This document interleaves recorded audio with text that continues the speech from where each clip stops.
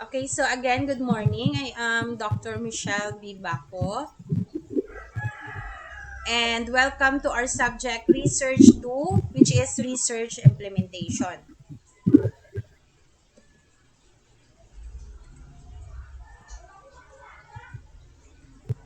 So, in public administration, why it is important to conduct researches. So, as a true management function, public relations uses research to identify issues and engage in problem solving, to prevent and manage crises, to make organizations responsive and responsible to their publics, and to create better organizational policy, to build and maintain long-term relationships with publics. So, research is very crucial, especially to us who are in public administration, because we formulate programs and we create decisions that could affect the whole community or the whole constituents.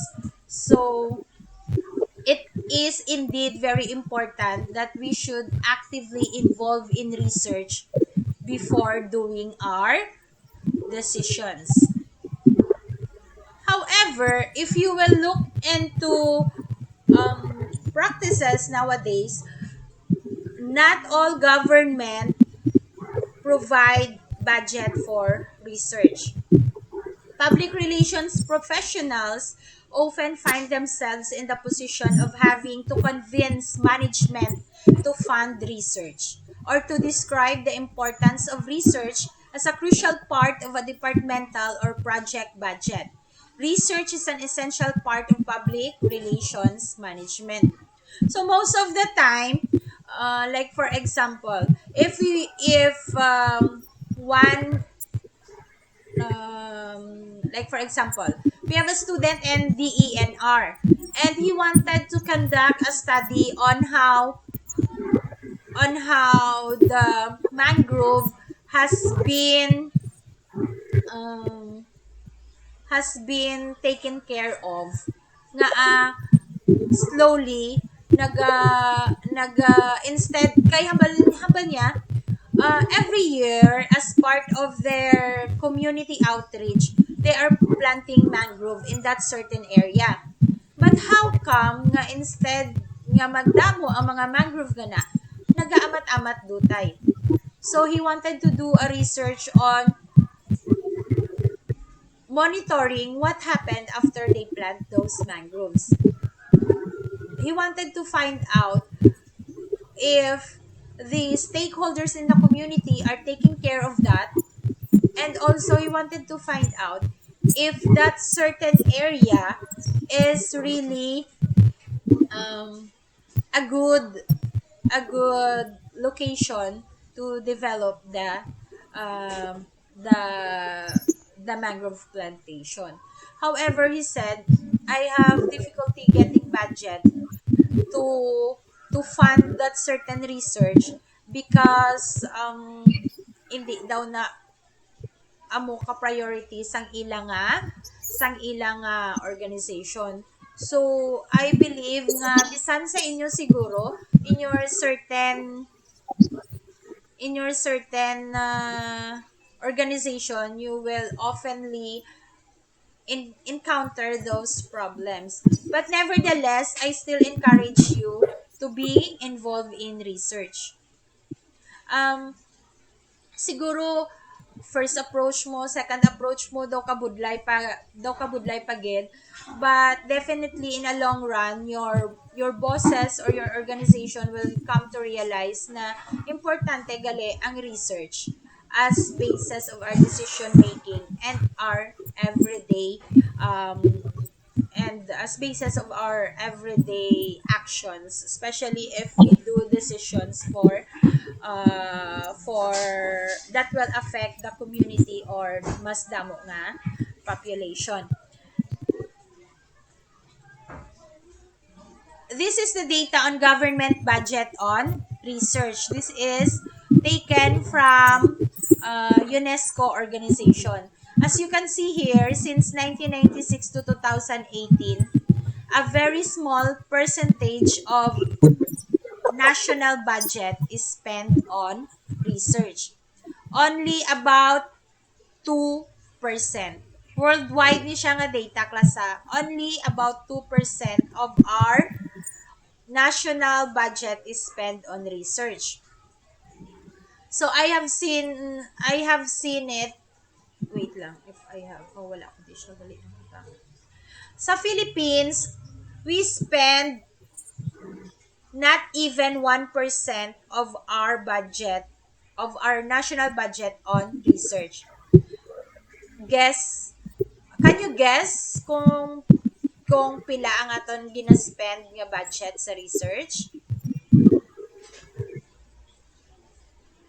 Only a very small percentage of 0.15%. So meaning wala gani naka half sang 1%. 0.15%. That's a very very very minimal amount. But don't you know nga dapat sa aton nga mga LGU, we are allowed to spend research budget especially on GAD programs. So, I think wala sang naka-establish diri sa aton sa municipality in Northern Iloilo so far, or even here in Iloilo City. It could be actually na ang GAD budget could be part of a bigger research. Kay in every research that we do, we have here the GAD evaluation, the gender and development, meaning our research should be inclusive. It will include all gender, it will include all age level, and then it will include the community to be beneficiary of such research. So, siguro, class, if some of you here, mambal ka mo nga, ay, do gusto ko mag-ubra research ha, but I don't know where to start, but we definitely have the budget to do it. We can actually partner with you can actually partner with us in the SUC. What we will do is, as what Doc Hapos has said to sa video nga share ko sa inyo, we usually do a memorandum of agreement and memorandum of understanding. No, if you, ako actually personally, I encourage my previous students nga gusto mag-involve sa research, make a proposal, not necessarily a very formal proposal. Bisan ma'am, ka lang nga, ma'am, I wanted to do a beneficiary satisfaction on this certain program namon. If okay siya, then you can message me or talk to me. I can submit that actually in our institutional research. Then we could collaborate on that. If your LGU has a counterpart, um, to fund that research that will be beneficial, or we could actually go to other other government organizations to fund that research. So once nga naumpisahan yung actually class, it is very very do makaaladik magsigi-sige obra research. But kung wala nyo pa naumpisahan, magambal ka mo kabudlay magsulat, kabudlay but still I encourage yung bisan pa gamay-gamay lang. Later on my discussion, I will tell you types of research nga makahambal ka mo nga hindi magali kinanglan nga pang thesis or pang dissertation gid magubra ka sang research. It could be small a simple online survey or a simple data gathering, as long as you make use of those data to be a basis of your decision, matawag mo na sa nga research. So research makes communication two-way by collecting information from publics rather than one way, which is a simple dissemination of information. Research allows us to engage in dialogue with publics, understanding their beliefs and values, and working to build understanding on their part of the internal workings and policies of the organizations. Scholars find that two-way communication is generally more effective than one-way communication.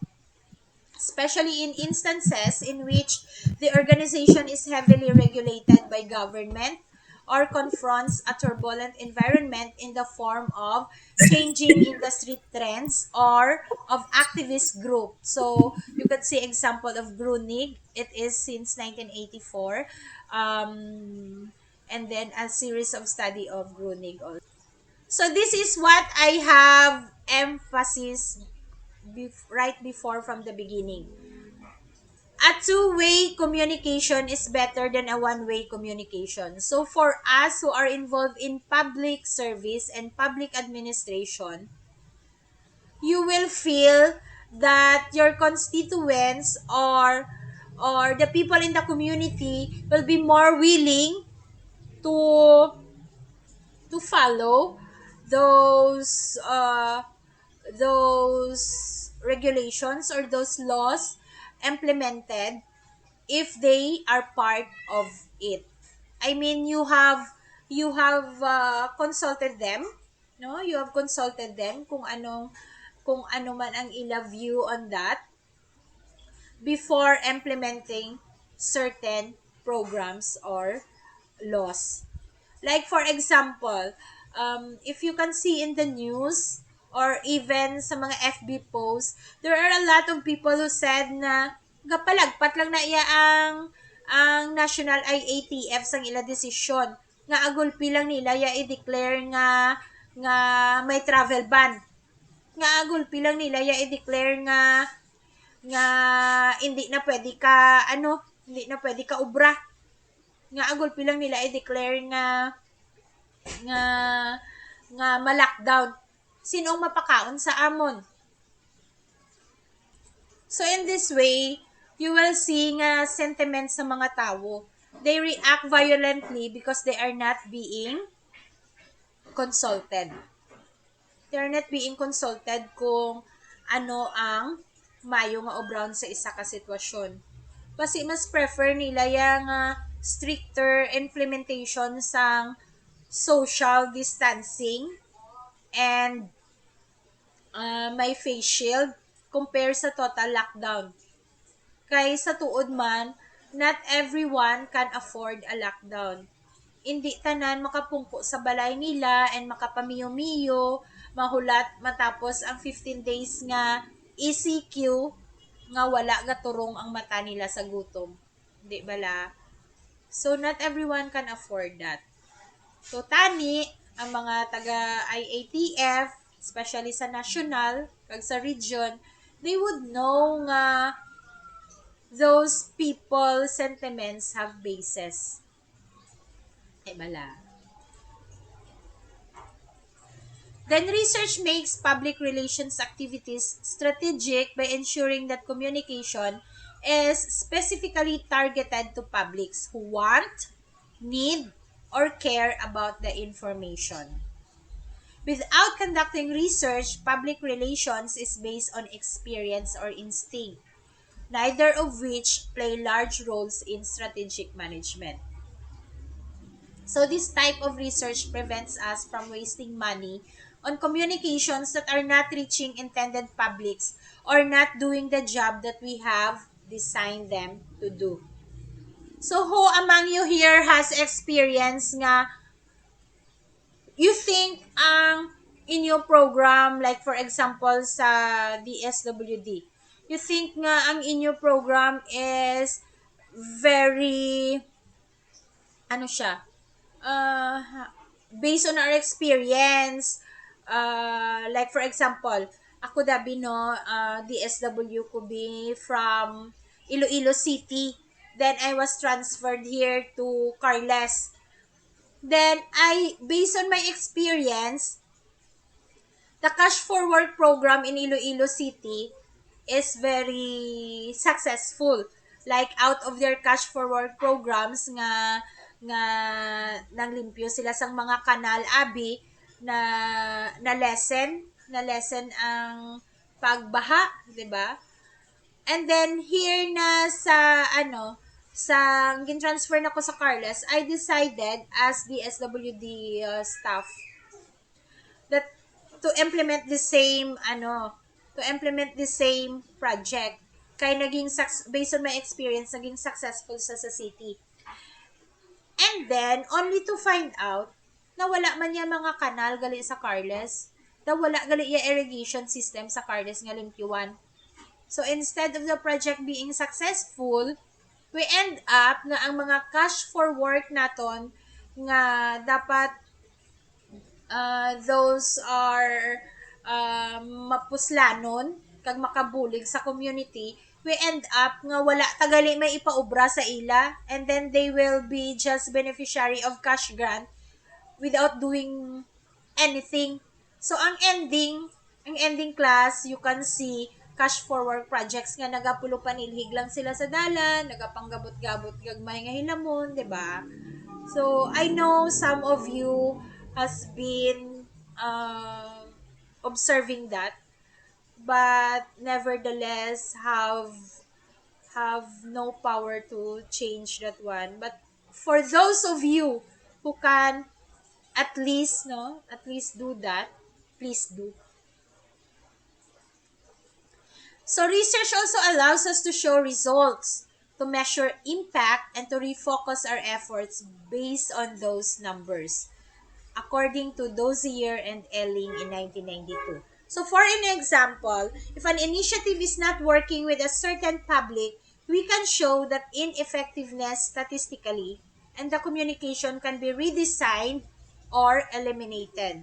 Thus, we can direct funds toward more successful elements of public relations initiative. So like I said, for example, going back to our example of cash for work. So instead of doing